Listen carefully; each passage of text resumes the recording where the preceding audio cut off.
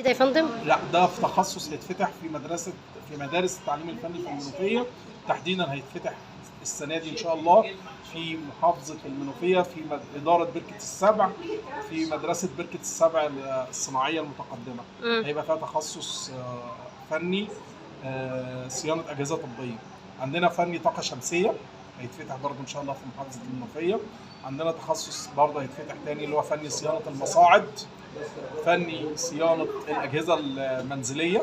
دي كلها مجالات بتفتح لطلبه الاعداديه ان هم يدخلوا حاجات زي دي عشان يطلعوا على سوق العمل على طول سوق يشتغلوا. العمل بيحتاجها اصلا. احنا عملنا دراسه لاحتياجات سوق العمل من خلال المرصد الاقليمي لاحتياجات سوق العمل، ومن خلال وحده تيسير لانتقال سوق العمل في محافظه المنوفيه في مديريه التربيه والتعليم في التعليم الفني.